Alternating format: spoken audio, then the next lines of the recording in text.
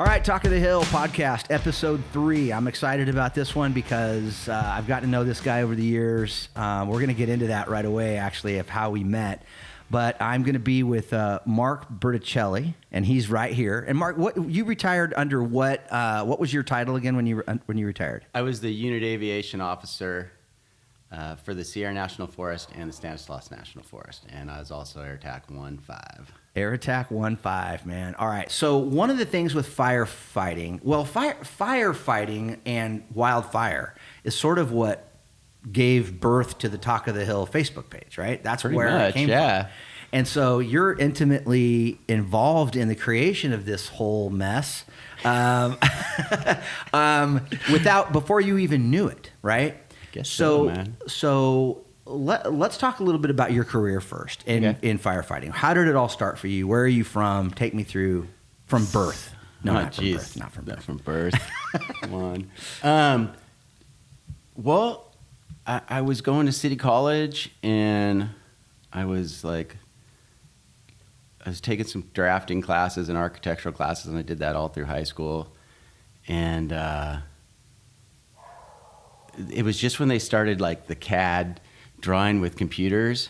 The transition between pencils to CAD. And I'd always used pencils all through high school for 4 years in high school. And like it was the first semester that the instructor was even teaching it, and my whole house got deleted, and we could never figure out what happened. Yep. And I just got I was like, this is not. I don't like computers, man. You know, and it's the downfall.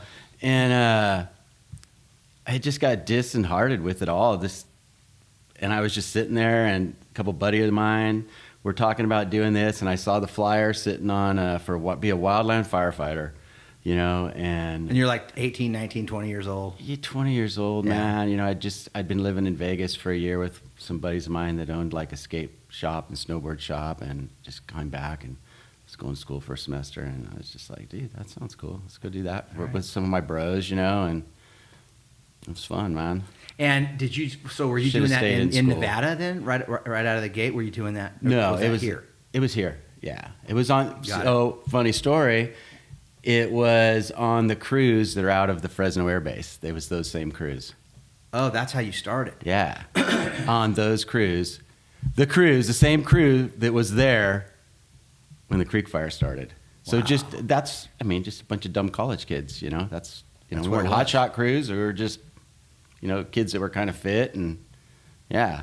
But so you were a hotshot firefighter for a while.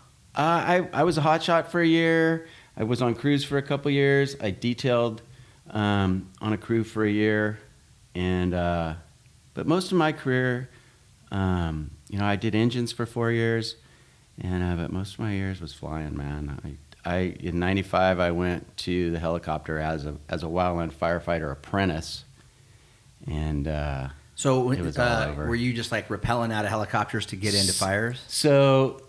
With that, in '95, the first year I was there, that was the first year that we rappelled on the Sierra. So I was on the original rappel crew on the Sierra. And they are one of 2 crews in the state still that rappel. You know, there was a gnarly accident, and somebody died, and they shut down the whole program. And we kept going, and the whole program evolved where they have, like, national academies and stuff like that. And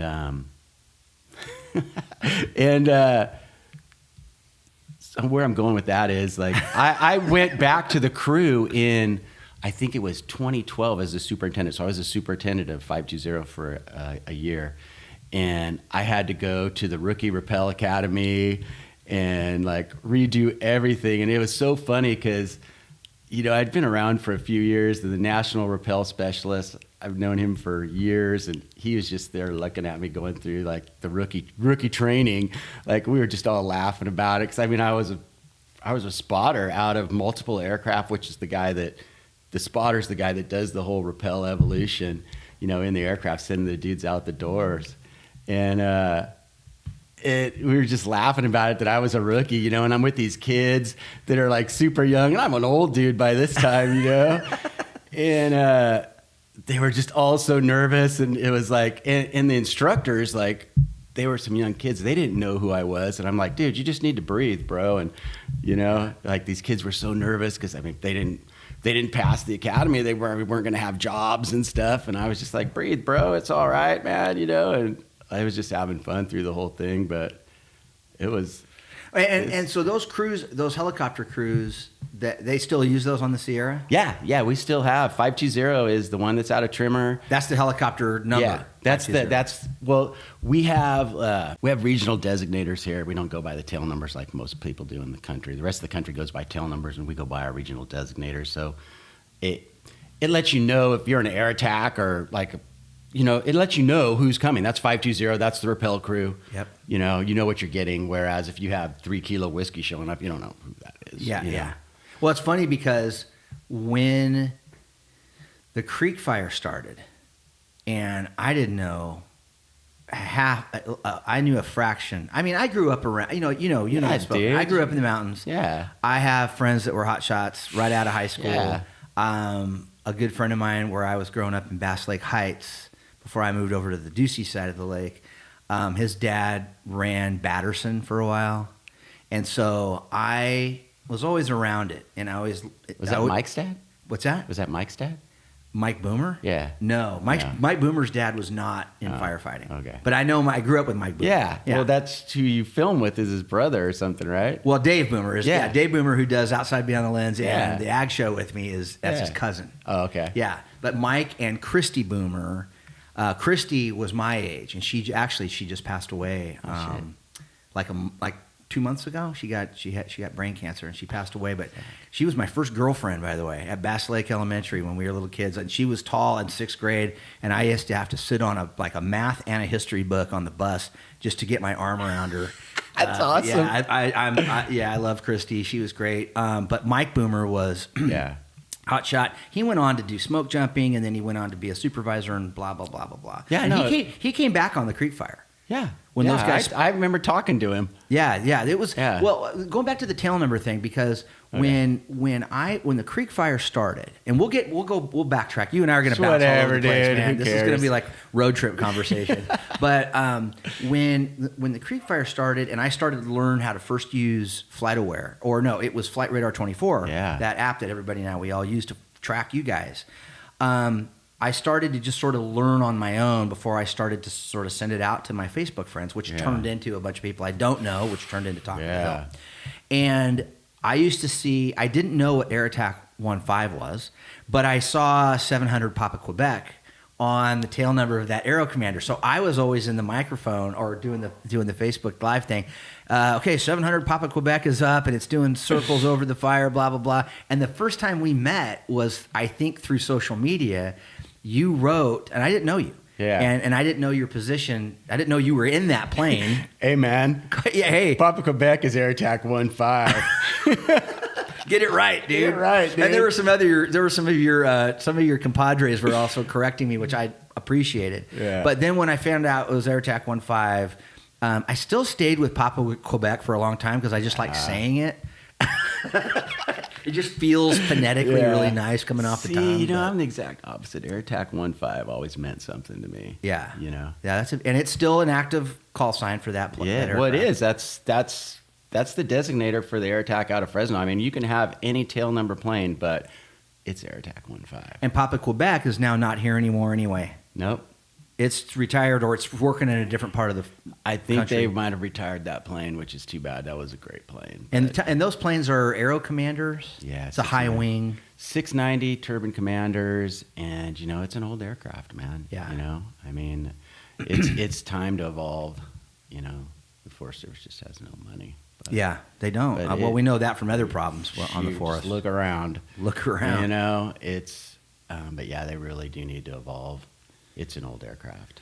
So let's jump into the Creek Fire right now. So the Creek Fire starts on September 4th.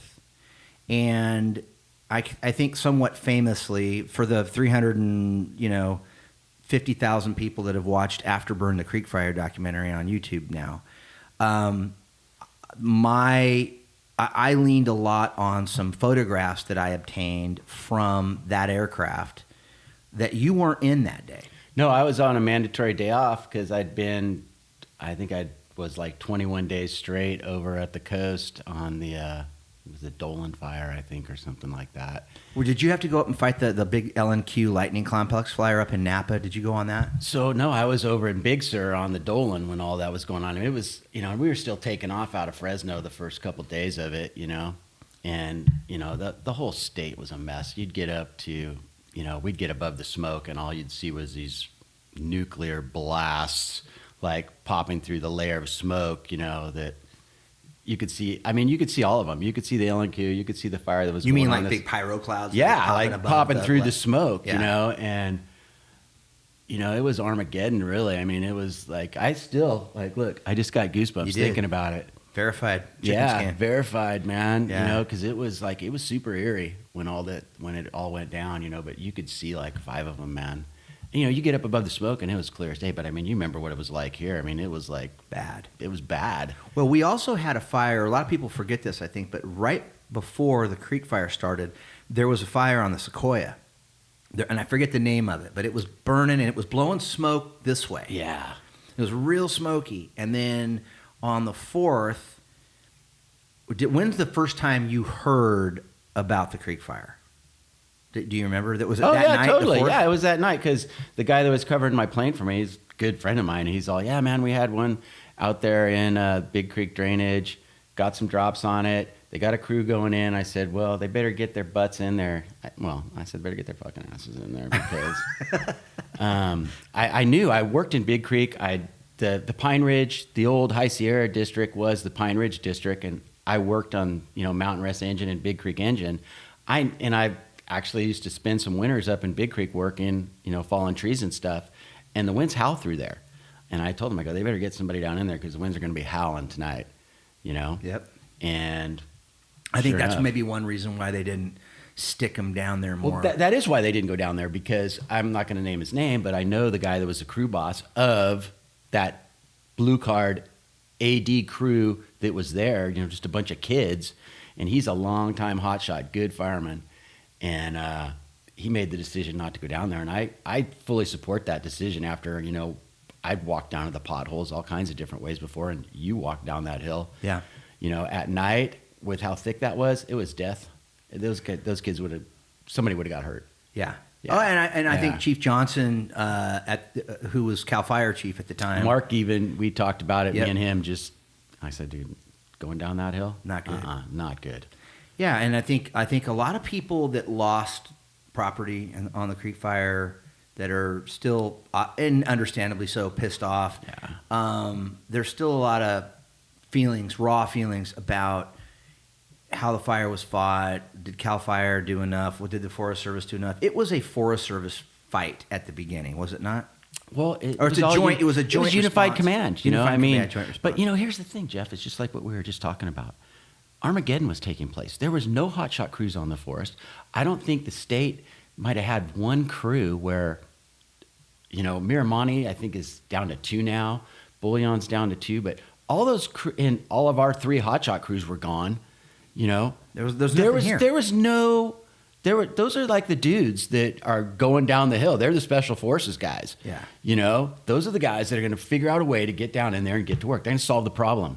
And, they're just, and it takes, to get 20 guys working, there's 5 of them solving that problem. Whereas, with the crew that was there, there's 1 guy and he's got to play lookout and a bunch of wide-eyed, a bunch of kids that were just out of, and I'm just going to be honest here. Yeah. I might hurt some feelings, but, I'd been around those crews. I watched them come to work every day, and I'm like shaking my head like some of these kids are not cut out for this.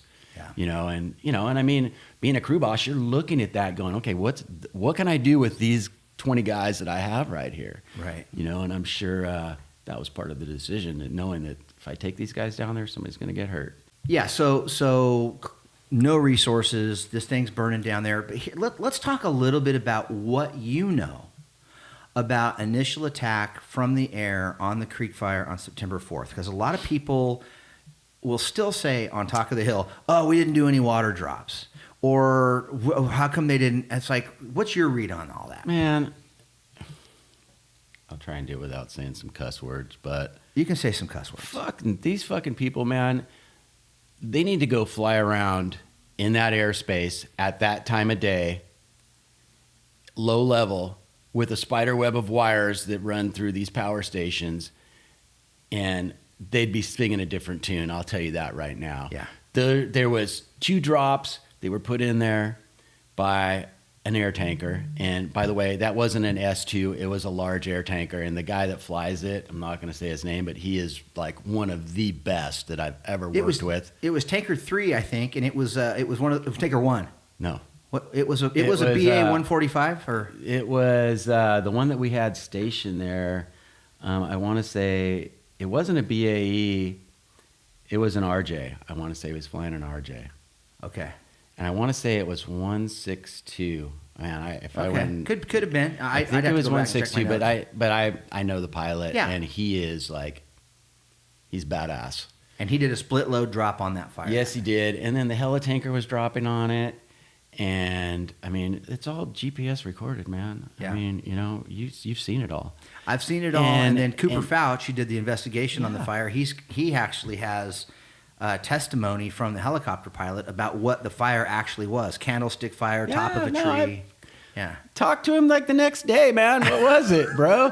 It was a tree, man. I'm like, what the hell, And like, 'cause people will not hear that. Oh, man, They'll you can think, show them a picture. Like, it's my pilot didn't like forge the picture, man. It's a legit picture.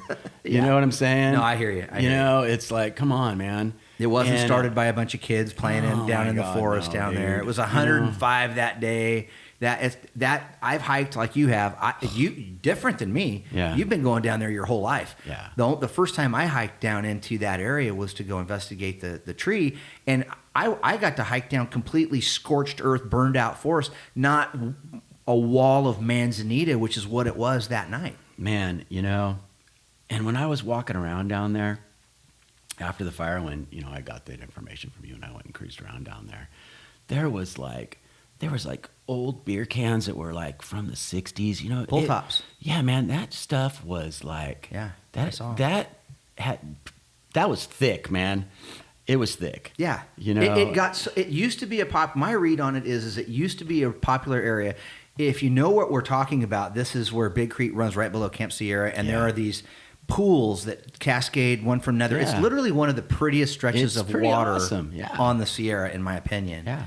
But it's just impossible to get to. I can imagine 30, 40 years ago, before we started not taking care of our forests, it was a lot easier to get to. Probably. But in the last 20, 30 years, I saw the remnants of the Manzanita Grove, and I talked to people firsthand that were down there, and it before the fire, and it was just impossible almost to walk through it. And you and I have both been on hikes in the Sierra where you come to you do everything you can to avoid Manzanita or avoid that, that kind of brush, because it just chews you out going through. Just poking your eyes and grabbing your pack and just like, it looks like you got in a knife fight with Tattoo from Fantasy Island. Well, and this isn't like hiking on a hiking trail. This is like crashing brush with 50 pounds on your back, and probably carrying a tool or a chainsaw or something. And imagine fire just at starting night, to. Okay, so you talked to your buddy who was handling 1-5 that night. Yeah. And he gives you an update.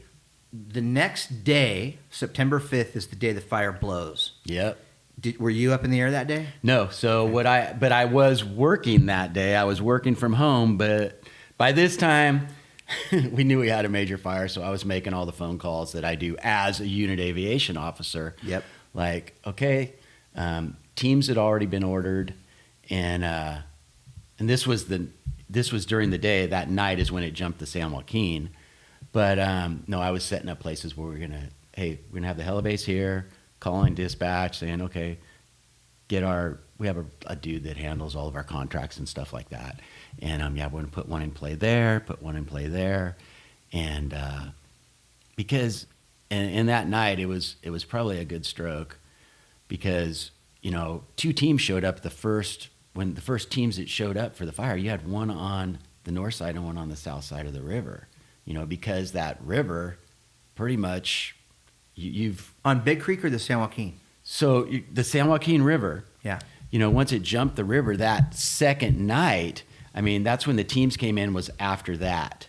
Okay. And that river, I mean, just transitioning. If you have camp on one side of the river or other side of the river, you cannot do it. You had to have 2 camps is what I'm trying to say. Oh yeah, no, here. I get it. Oh yeah. It didn't, I mean, logistically it'd be to fight. Yeah. And but it jumped on the 5th. It jumped at Kinsman Flat on the afternoon on Saturday the next day. Yeah. I watched it. Yeah, and it ran. And it ran. And it wasn't long after that Dean Gould made basically 2 incident command.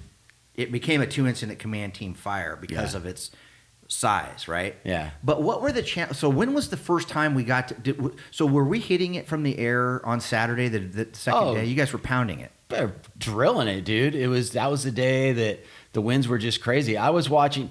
So where my house is at, you tell people where you live. Well, not your address, but in general. I live on Pine Ridge, in Mile High subdivision. So like looking at the backside of Music Mountain is like, we sat down there in the back of my truck and with all my neighbors, and I'm giving them play-by-play, like watching the lead. Okay, come around. Okay, coverage level 6, full load, doing this stuff. And, and we were watching it, and you just see it. And I remember Brian would call me in the air, man. He's like, hey man, we're getting the shit kicked out of us up here, man.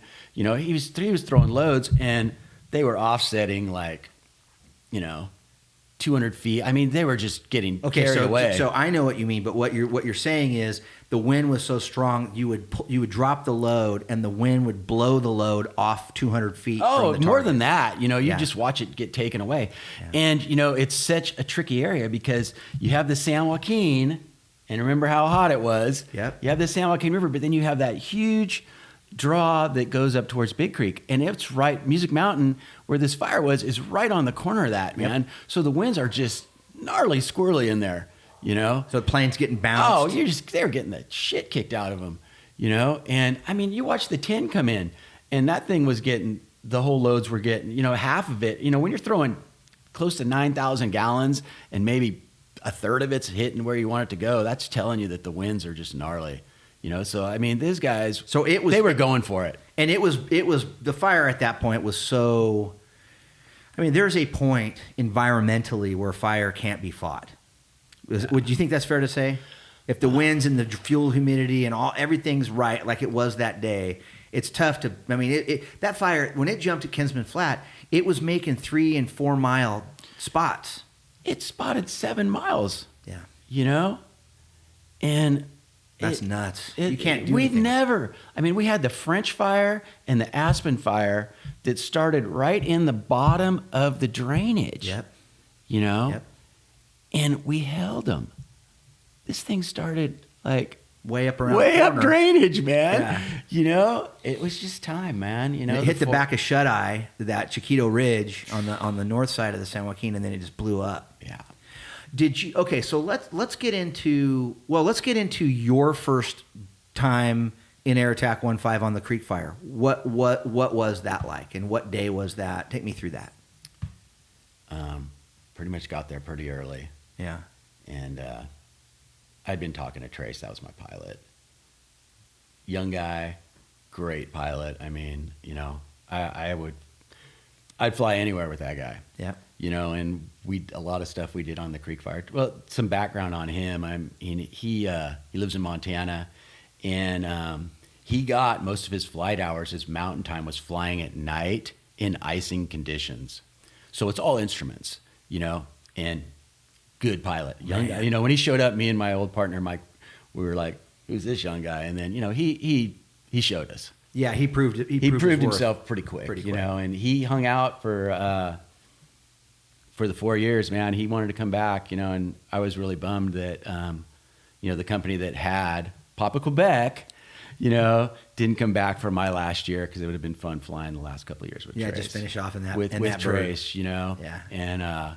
And he was bummed about it too. But to get back to it, getting there and in that morning. Was it third or fourth day? Do you have an idea? It was third day. Third day. Yeah. Okay. I mean, it had been going that Friday. Yep. I was off that Friday and that Saturday, and then that next morning jumped Sunday back morning, in. and that's the day that's the stand on Shaver Lake. That's when it was it backed into Shaver. man. You know, it was. What were you seeing up there the first time you got up? That pyro cloud was still jamming. Not seeing a whole lot, to be honest with you. Because it was so smoky. It was so smoky, man. Trace gave me like the orientation lap, you know, because he'd been flying it, and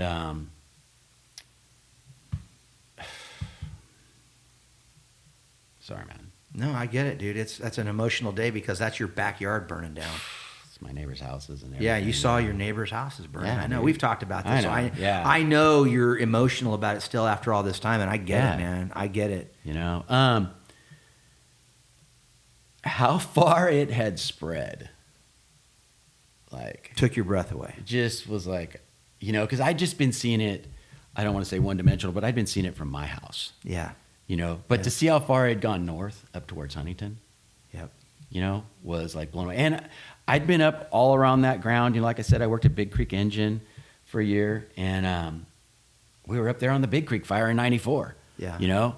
I remember that fire too, yeah. Yeah. And I was blown away by how far I'd gone. And the craziest thing was, though, that we would have to offset so much because the smoke was so gnarly. It was so thick because it was consuming everything, man. It was, I mean, you've seen like what Tamarack Ridge looks like. I remember we came around the lake. We went up drainage around the lake. We went from basically north to south, and we went up the north side of the river, looking at all that, Kinsman, and we went up to Huntington. And we came around Huntington. I'm talking to the guys that are on the ground there. They were kind of still, I think they were still, the power lines were still down. So I'm like, all right, I need to figure out how to get these guys some supplies and stuff like that. And we came to Tamarack Ridge and just went into a wall of smoke. And I mean, I still, you know, whenever I go up to China Peak, you know, I still like, that ridge just I think of that every time, dude. Yeah, it's just like, it's just sticks, man. It's black sticks. Just black sticks, man. That were huge trees, because I used to snowmobile back in there, and they were big trees, and now they're just toothpicks, man. Yep. And you ran into that wall of smoke, and you were just like, pump the brakes, bro.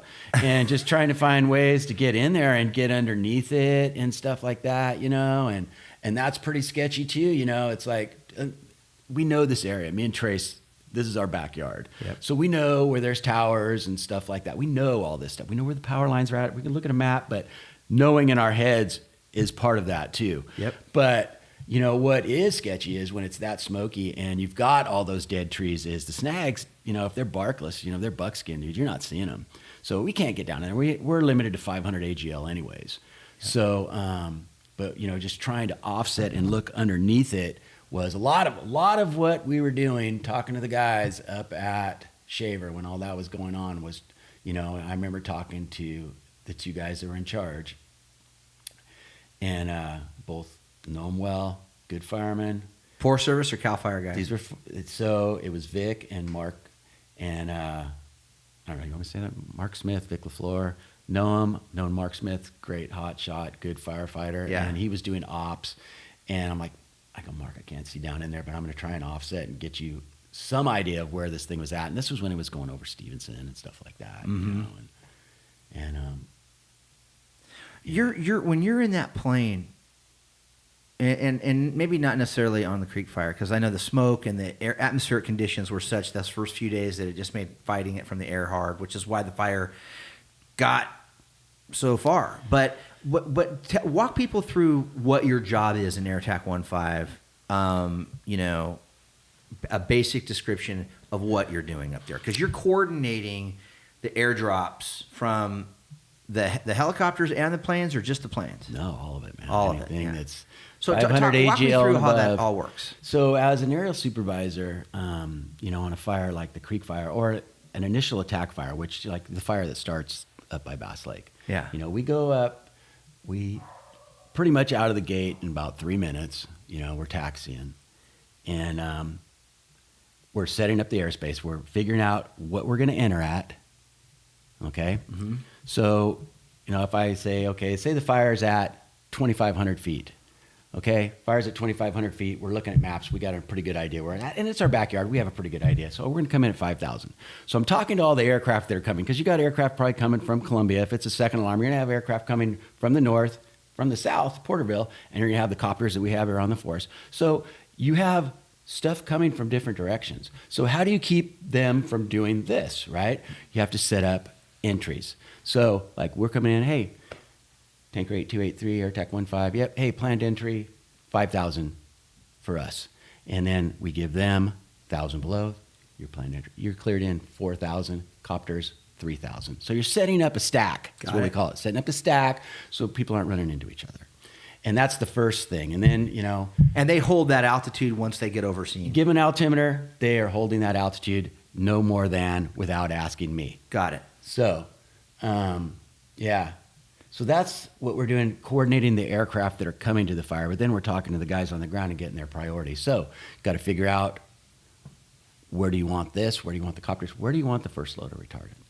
Okay. And so I would imagine you start building in your mind almost a sketch of what you want that phos-check or that retardant to look like on the ground. Because you guys are trying to box it in basically, right? We're, you know, depending on the situation, it's like we could just be throwing retardant just to keep it from away for some houses to get, you know, maybe some engines in there to get some, you know, some structure protection going. Yep. Every scenario is different, man. Okay, got it. You know, it's a pretty dynamic thing. You gotta be able to think pretty quickly. And you know the capabilities of what you got coming, you know, and I think that's what, you know, not that I was successful, but that's what helped with my career is, you know, I grew up in the front of a Bell 212. Yep. You know, and I spent a lot of time in helicopters and yeah, all of them, so that helped. But no, you got to be able to know the capabilities, and you know, I was a hotshot and crew guy and engine I would think guy. that's got to help a lot. It all does, you know, if you just do one thing. You don't know the capabilities of everything that you got, you know, and I think that's important. Talk a little bit about the importance of bulldozers on fires, because they never get the press, they never get the attention that I think they deserve. To me, in my armchair quarterbacking, don't know anything civilian role, when I look at the work that the bulldozer crews do, it blows me away. But we don't really. They're kind of the unsung heroes a lot of the times of these fires. These guys, and you know, so part of my career was I worked for 5 years in Southern California. Well, actually 7 years. I worked on the Los Padres and the Angeles National Forest. But on the Angeles National Forest, every initial attack fire you have, you're working with LA City and LA County. So you have the gnarliest Air Force in the world, and that's what everybody sees as this Air Force. But they're dozer dudes. There is none better. Wow. I mean, I've seen those guys dive off ridge lines that I wouldn't even want to walk off of. Man. You know, and, you know, if you got some good dozer guys and they're there and they can get after it, dude, I mean, you got, you know, a 10-foot wide blade or, you know, a heli-shot crew, put it in a 2-foot scrape. Come on, man. You know?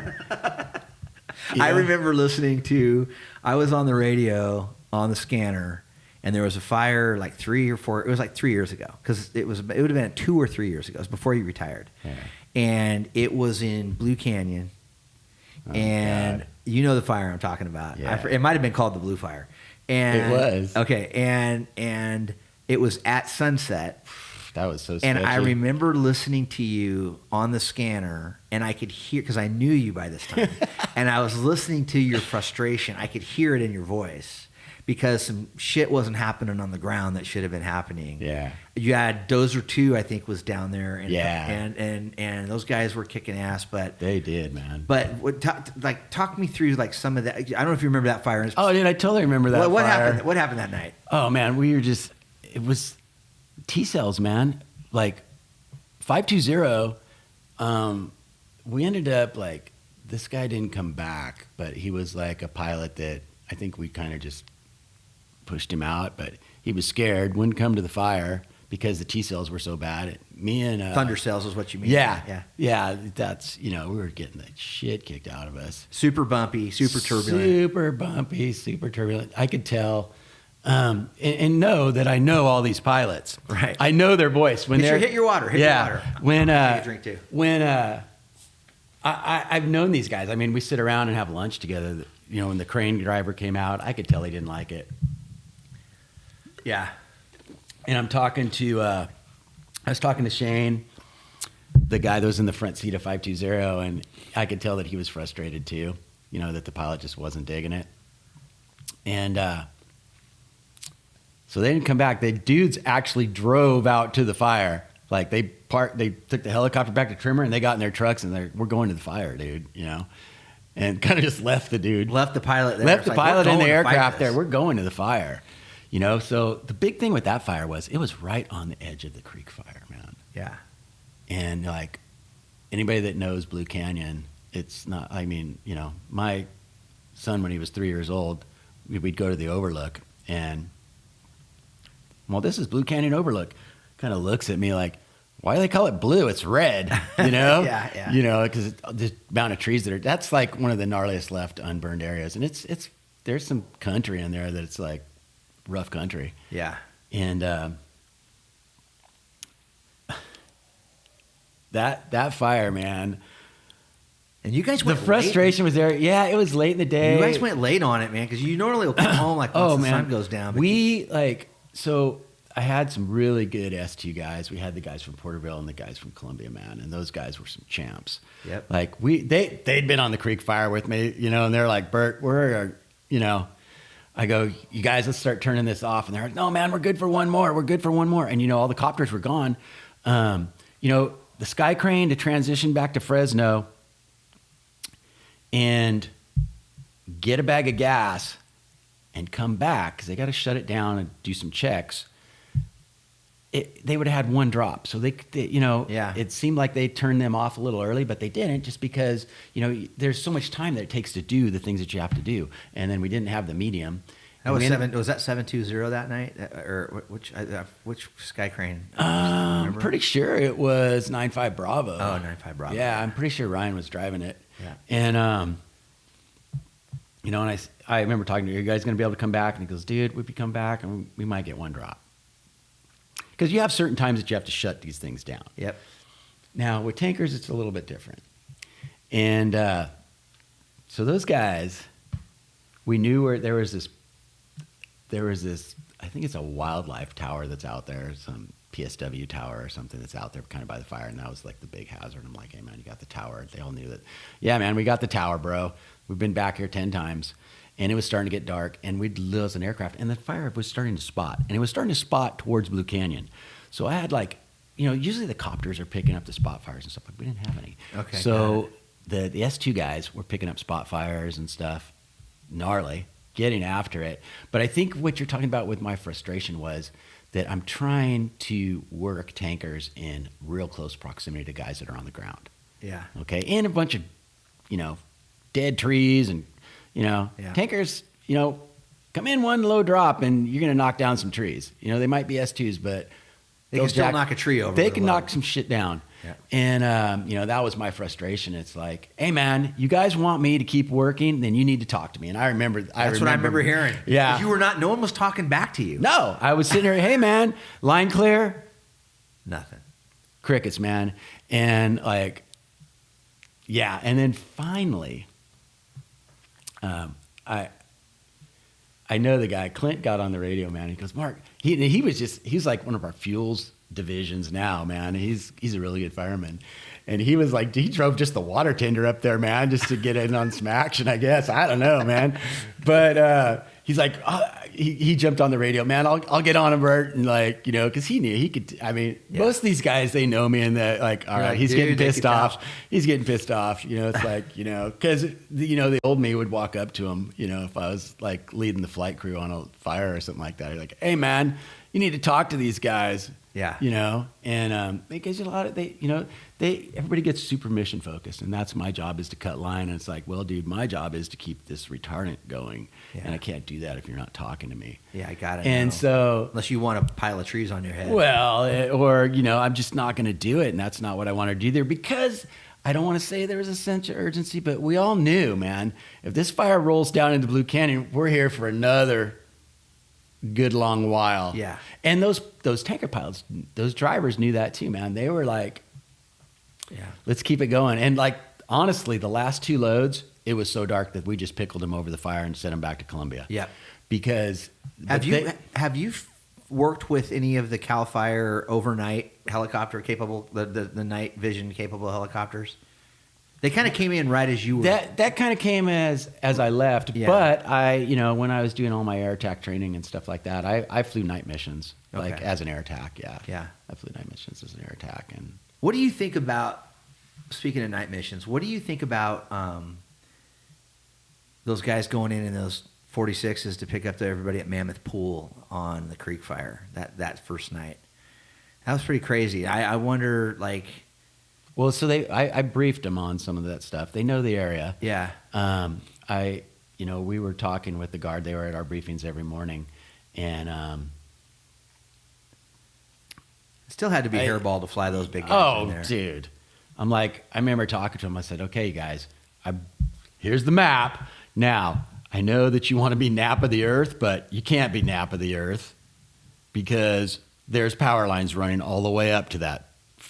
To your LZ, there's power lines everywhere. Yep. And so we gave them a pretty good briefing on, what to expect. And it was kind of their liaison guy. I wanted to talk to the pilots. But the next day when we picked up those people out of the high country. Edison. Yeah. That was, we let them out there. Yep. And helicopters don't like to fly above. Airplanes, we fly above smoke. Helicopters don't like to fly above smoke. And I have a picture of a 47, and we're at 14.5, 15, we have to start talking to, a center or something like that. An ATC. Yeah, we're talking to center. And I'm looking down at this freaking 47, which is a huge helicopter, and it looks just so tiny and just brown is all you see. And me and Trace were both like, those dudes got some balls, dude. Yeah. They were badass. Yeah, I remember when they went up there. Did they land at Edison? Well, Picked up some backpackers and stuff. Well, that's another funny story because I was like, because I'm the expert there. Well, yeah, he had a heart attack. There was one dude. Yeah, he was an old guy, but what was so crazy about that? And I don't remember the actual number. They only thought they had 5 people to pick up, and I'm like, you guys, this is because I'm the expert on the Sierra. I go, And I'd been back, camped back there, bro. Sure. Vermilion that's the place at Edison. Yep. Vermilion is, it's a resupply and stop place for thru hikers doing the PCT. Correct. And and pick up food caches and mail. They even have a post office there. Yeah. So I'm like, you guys, if you're thinking you're going to have 5 people, I go, because I think originally they were talking about taking the Black Hawk. Yeah. And I go, man, you guys are going to have more than 5 people. I can guarantee it. And I go, and you need to get in one of the Kiowas and put a loudspeaker on it and start flying. And I start showing them where the crest is at. Because you have people, Grant, there's a fire to the south too. Right. These guys have been out in the woods for weeks. Yeah. They aren't talking to anybody. They just see smoke and they're like, well, what do I do now? Right. And they ended up picking I think close to 50 people out of there. Yeah, that's what I remember hearing. Yeah, and it was just they were they started scouting the crest and this way, Crazy. It's crazy, man. Yeah, let's talk a little bit about the different types of aircraft that people see on a fire. So when we say S2, we're talking about the Marsh Turbo Tracker S2, which is a twin engine, kind of a cool plane. They're basically CAL FIRE's initial attack aircraft. Yeah. And, they use them in Greece and stuff too. But it's CAL FIRE's initial attack aircraft. Now, they have the C-130. They have a large air tanker too, a couple of them. And then depending on the contractors we get, if we get Collison out of Montana or Canada, or wherever they're from. Colson's Canada. Yeah, they're BC. Canada.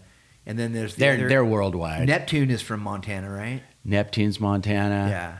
And they have their own. They have those BAE tankers, those high wing 4-engine jet aircraft. Aeroflight has the RJs. There's a DC-9. I forget who. The MD-87 is Ericsson. Ericsson, yeah. Yeah.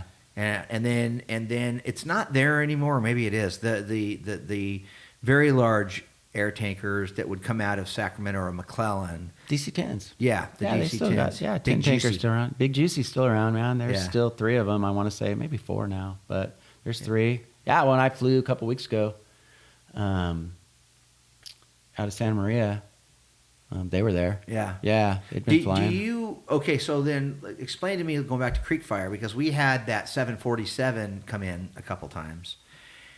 and the look on your face is like maybe it didn't work for you, or do you make that decision, or do incident commanders on the ground make the decision? No, that's me. Okay. I'm like talking to the lead, because whenever you have those very large air tankers, you have to have a lead. A lead plane to guide lead them. plane guides them in. And so I'm like, that day where we did all that, that was when the fire was right around my house. We'd lost 7 houses. Top of the four lanes. Top right of the there. 4 lane. We'd lost 7 houses in my community, and we'd lost pretty much most of the ridge line. And the fire was burning towards all the communications antennas up on top of Meadow Lakes. Yeah. You know, what that fire done is it blew out of Jose Basin, went over the ridge, and it went downhill. Yeah. Okay.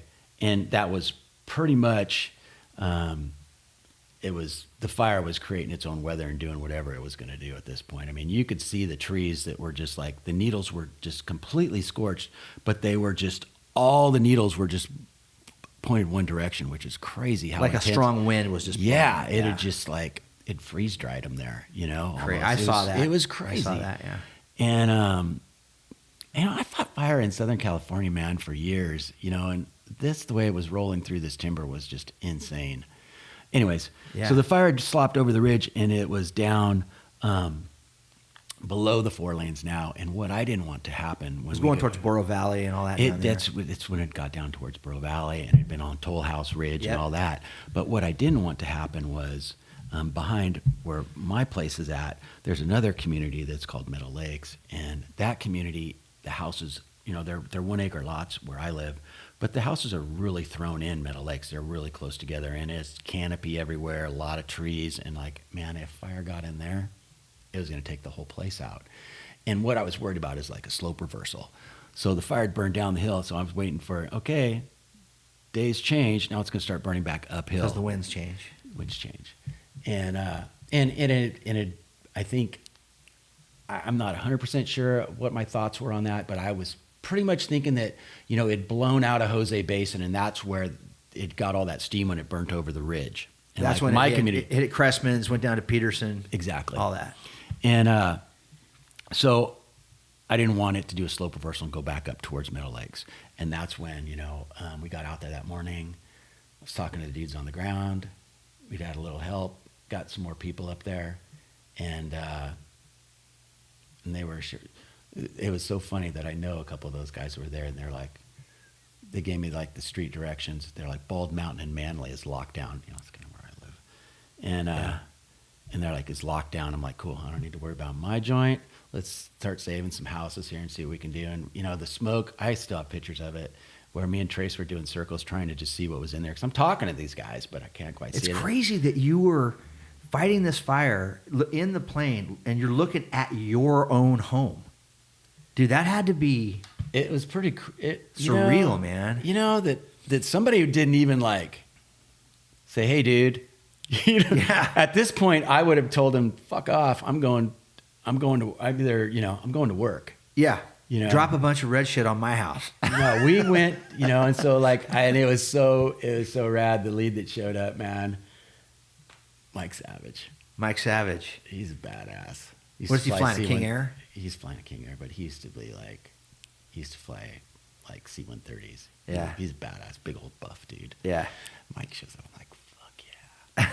That made you feel better. What do we, yeah. Well, no, they're all good. They're all good, man. Travis showed up later in the day. Everybody, they're all super, if you don't get to be a lead driver and not be good at what you do. Yeah. And it's a pretty small group of dudes. And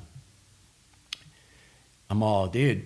He knew. He's all, where's your place? You know, and everybody's like that. And I go, and there's a retired tanker pilot that's on the ridge below me, and like, you know, and I said, look, man, this is my ground. I know what we need to do. We need to, and like I'm telling the guys, you know, because it's smoky. These guys have been fighting fire all night. I go, hey, man, there's a road out here. Pick this road up, tie to this rock face, and we'll be nailed into the bottom of the 4 lanes. So that's like anchor point. Stay in front of that microphone. There you go. Anchor point. And like Mike shows up, and I'm like, all right, dude, I got all these copters, and I'm like, how many tankers you want? And I said it just like that, kind of like, how many do you want? And he's all, what can you get? I go, I'm going to order all of them if you want it. You know, I said, I want every tanker that is available right now. On the west coast of the United States. Yeah, it's in South Ops Region 5. I want them all. And, you know, and I just went big because there's other fires that are going on, dude. It's like, go for it. And I'm like, and I painted the picture. You know, I'm a salesman. Like, hey man, we got structures threatened. I have dudes that are like actively protecting structures and infrastructure. You know, with the radio towers and all that. You know, let's roll. Nobody's in harm's way at this time, but you know, we're, you know, and then I should just throw this out there. The CAL FIRE team guy, the ops for the team, wanted to send all the large helicopters up to like Eagle's Nest, which is backside of Shaver, where all the $1 million houses are at. And me and him had some words. Yeah. And I said, no, we're not doing that. Yeah. And I go, this was on command. I do everything on command. So the whole world, so all you guys can hear it. Yeah. You know? Oh, right. So it hits the scanner. Just make sure it hits the scanner, right? Yeah. And I'm like, hey man, I've got structures threatened. I have dudes actively fighting fire right now in structures. Those copters are not going up there. There's no fire up there right now. It's nowhere near there. You know, it was probably like some congressman calling Gavin Newsom. Yeah. And they went to where I was at, and they actually saved like a couple. There was like a guy I went to high school with, dude. His house is him and his sister's property is on the end of my community there. Yeah. And there was fire, like just starting to roll up the eaves of his house. And I'm all, Don, I need one drop up to this house. You got it? He goes, yeah, I can see where it's at. I go, can you do that without knocking the house over? This is a sky crane, right? Yeah. And this is Don Anderson, man. He's dialed. Rolled it right up there and smashed that stuff, man. And like Robert came like weeks later, he's all, man, it looks like, you know, the house was on fire. I go, oh yeah, dude, it was on fire. He was all, what? He's like, oh yeah, dude. I used a helicopter to put it out. I used a helicopter. You're welcome. Yeah. So I get to use their property all the time and cut wood. But you know, but at some point you made a decision that day to bring in the LAT, the VLATs. We'll get to that. So it's like when the lead shows up, they want all the tankers, and there's like certain areas where it's going to work good or it's not going to work good. Yeah. You know, and that's what I think people have a hard time understanding. It's like if you have this big ass airplane that can drop 5,000 gallons or more of that stuff, then why not just put that up first? Why use the little plane that just goes brr and, you know, explain why it's that is. I know the answer. It's maneuverability, man, and where the fire's at, you know, and if you've ever sat in a 747, like, excuse me, one of my old pilots used to fly them around the world. He goes, man, I don't know how they drop with that thing because they have to be totally nose high and they can't see the terrain. And so you really are limited to big ridge tops. Big, wide open ridge tops with that thing because you can't see. Because they're going so slow to do the drop, the angle of attack of the aircraft has to be pretty steep. Well, and that's also due to the type of tank system that it had too. You know, it's like it's pressure, it's blowing that stuff. It's kind of like a MAF system. I go, you have all this retardant coming out of like, and I got pictures of it I could show you sometime. That basically they're like some holes in the bottom of the aircraft. They're like this big, and you're pushing it through there. Whereas like the DC-10 has just tanks where it's coming out of. Okay, it's a constant velocity tank.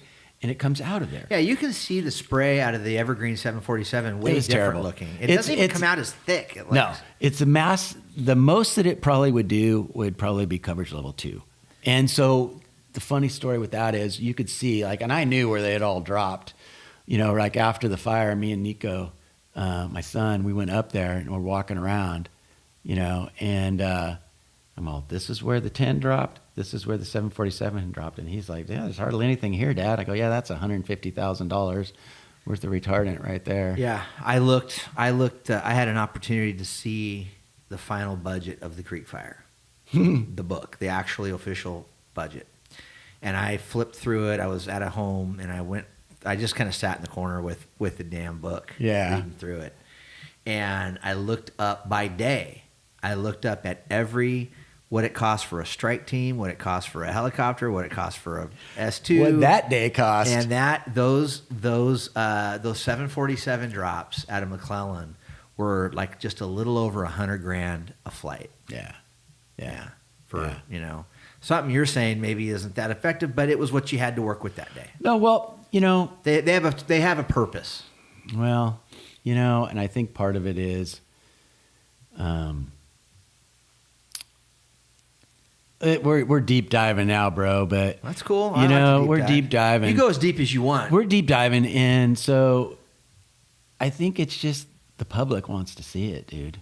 Right. I mean, I live this in Southern California, Jeff. It's like a security thing. They're bringing the big guns. Well, if they don't, they're going to say, why didn't you use the 747? Right. It's like, I remember sitting there like on this fire in Cajon Pass, the Grand Prix fire, burned down a bunch of houses in LA, and I think it was 2003. And we abandoned our helibase because it was getting overran. And Santa Anas were blowing. Just like today. Santa Anas are blowing, and I'm out there with my Kestrel scoping the winds, and I mean, they're like 45 miles an hour. We'd shut down all our operations. I was running the helibase, and I sent everything to Rialto Airport, where we were at. We called it Devil's Helibase. It was this old spillway that was right there in the pass. We sent them over to Rialto because our base was going to get overran, and it did. But, it's in, you got fire. You can see where the helibase is at. There's structures down there and houses. You can see fire running through the houses, and there's still LA County is out there flying. And I'm talking to the pilots, and I'm like, see a sky crane throw a full salvo. I'm all, what's that, full load? Go full load. I'm like, dude, it didn't even hit the ground. Because the winds are blowing. It's just taking it out to sea, dude. Yeah. And at that point, it's like, what are we doing this for? Well, and that's the whole point of it. But if they don't, people will say, why weren't you doing anything? And I'm like, dude, all you're doing is putting those pilots in harm's way. Right. It's not effective. It's not even hitting the ground. And so, I mean, that's just Bertuccelli's perception on some of that, man. Yeah. And I think that we do stuff sometimes just because, it looks good. The optics for the public. I'm sure that's all this stuff, man. TV cameras, everything else. Yeah, because if there was none of that involved, all these dudes would be like, park this crap, man. Have you guys ever seen? We're going to switch into this. We're going to kind of go off topic here a little bit. All right. And this is because of something that I don't know if I've ever told you this story or not, but we're going to go into the world of UFOs. Okay. Have you ever seen in all your time in an airplane, looking out? I mean, most of the time you're looking down at smoke and other airplanes and stuff. I get it. But you ever seen anything weird that you couldn't explain? Been on Area 51. You've flown a fire mission on Area 51? I've been on the ground in Area 51. Oh, you have? And we flew, this just got way more interesting. In 96, they were doing war games out there, and there was like a route that we'd fly through, and GPS wasn't working or anything because they were jamming everything, right? Yeah. They were doing war games out there, and we flew through that. You could see off in the distance all this stuff going on. Back of our little Jet Ranger, watching all Bell this. 206. Yeah, and it was an L model, so a long stretch. Yeah, cab, long range. But. And but why did you land? So in Area 51, there was a fire out there, and I was a flight crew captain, and it's kind of like all the guys are like, "Why are we out here?" And I'm like, "Dude, it's not like they're telling me, but if I'm putting it together in my head, there's so much electronics out here that if this fire, I mean, it was going to burn down to, the desert floor, the salt bed, Yeah. where there's no more fuels, Right. and, but they wanted to stop the fire because it'll burn up all their security. All their sensors. They have all those ground sensors. Yeah, it would burn it all up. So we were out there, went out there with 8 guys, and we put in this section of line that was kind of in some hilly terrain and stuff like that. And, we could look over there and see the freaking... Did they send any people out to monitor you? Oh, not that we saw. Okay. But, when we're flying in there, you had to be on this frequency. And if you deviated any which way, you were getting shot down. And they took all of our social security numbers. I remember we had one of our mechanics was from Mexico. So he just had a work visa. And he couldn't he couldn't be he couldn't be with us. He had to go sit in a hotel. They had in like to track Beatty, him. Nevada. Yeah. So they were watching us the whole time. And so, you know, if you ever been out with a bunch of young dudes that are like, we accomplished our mission pretty quick, you know, and it's like the copter's coming to get us at this time, you know, and I'm watching these guys and we're in this really rocky terrain and it's like they're looking at me and I'm just like going, these fucking assholes. They want to start rolling rocks off the hillside and stuff like that, and big rocks. And they're just jacking around at that point. Yeah, they're just having fun at this time. You know, they're on Area 51. Let's see what kind of havoc we can cause and stuff. Yeah. You know, I've always wanted to drive out there and check it out, even though I know I've seen the documentaries where, you know, the black truck will show up if you get too close and all of that. And I know they're seeing you from a mile away. But I want to do it. I still want to do it. I want them to tell me. I'll tell you a story real quick. I was, and I think I might have told you this before, but if you haven't, you'll enjoy this. So I was filming an episode of our agricultural show, American Grown. This is like, well, it was 2020. I remember it was 2020. And it was in the late summer of 2020, and I was over kind of like by Trimmer Springs Road, on the way up to Pine Flat, still in the orange groves, down low, right? And I was going to meet like 4 guys from FID, Fresno Irrigation District. So I went out there and I parked, and I was near a canal, and the canal was still flowing. And I said, I'll put my drone up and I'll grab some shots of the canal, because I was doing a story about water. Yeah. And I think I showed up like a half hour early. So I was getting that stuff, and I'm flying it low. And while I'm flying it low, and the irony of this whole stupid story is I had my drone up, and I didn't get what happened in my drone, but because drone was low. But I start hearing this prop job airplane pretty high up going like it was having trouble. So I look up, and like 3,000 feet up's a Tomahawk. And I'm like, oh, it's probably a flight instructor teaching a pilot, student pilot how to, you know, get out of trouble, or they're doing so. It just looked like that. And Tomahawks are famous for being, you know, Traumahawks. Yeah, Traumahawks are famous for being, you know, planes that people learn how to fly in. So I was checking it out, but because of that noise, my gaze was now up at the sky, and my drone was just hovering, being held in place by the GPS that keeps it in place. And I was looking up at the sky, and right across from my left to right, at about 200 feet up, and there's a handful of people that know this story. I haven't publicly told it yet. This object goes whizzing by at my guess, because I've been around a lot of fighter aircraft. It was probably going over 400 miles an hour. I've seen a lot of planes flying at 500 miles an hour down low, so I know what that looks like. And it wasn't going quite that fast, but it was scooting. And it goes right by my head, 100, 200 feet above me, maybe 200 feet out away from me. It made no noise. There was no propulsion noise. It didn't even make noise of wind going around it. And it was, the best way I can describe it is like a white Tic Tac. It had no wings, no windows, no appendages or anything on it. It was just, it looked like the size of like a Lincoln Navigator. Perfectly smooth. Yeah. Perfectly clear day, 12:30 in the afternoon, not a cloud in the sky. Thing goes ripping over my head, and I just tracked it, and it went right over the ground, and it went over one of those little foothills that's out there before you start getting up in the Pine Flat area, and it just peeled over the top of that, and I was stunned. And my brain couldn't wrap on what just happened. I was like, oh, whoa. And so the very first thing I did is I called Jill, and I said, hey, this is what I just saw. I told her word for word in case, like, this thing swings back by to pick me up. Yeah, might not be around for dinner. But and then the second person I called was a friend of mine who was the colonel at the 144 Fighter Wing in Fresno that flies the F-15s, who are responsible for protecting our skies. Yeah. And I wasn't going to call the media. As someone who grew up working in the media here locally, I was like, I'm not calling the media. I'm not calling the cops. I'm not calling the sheriff.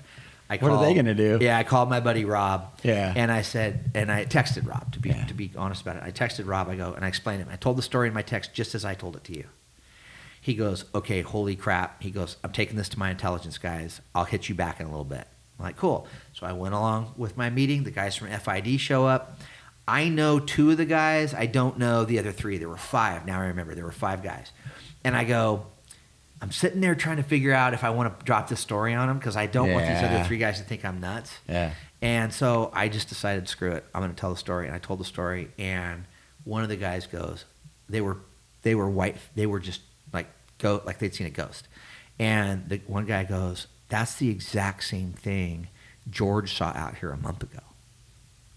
And so now I have validation that somebody named George had seen this before too. And about 2 hours after I was finished, I got a text back from Rob at the 144, and he goes, first of all, everybody here believes what you saw. Second of all I can say is one of our intelligence guys said, I can't believe they're flying it in the middle of the day.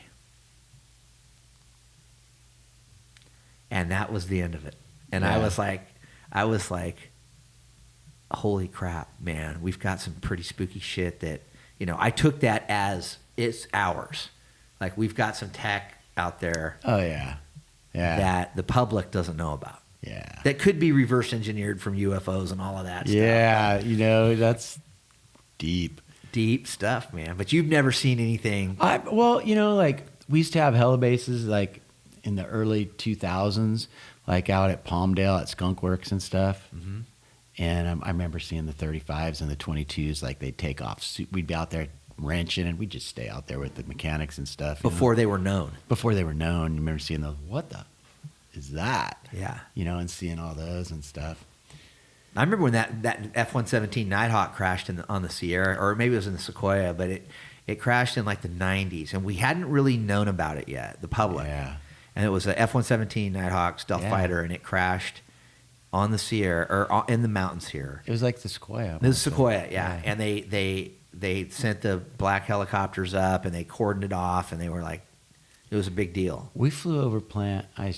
Nobody's going to believe this, but I know that I've seen like a white B-2 bomber. And the only other people that can corroborate this are both dead. There's 3 of us in the helicopter.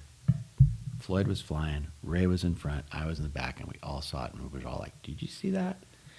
Like a white B-2 bomber. So a white triangular flying wing. Yeah.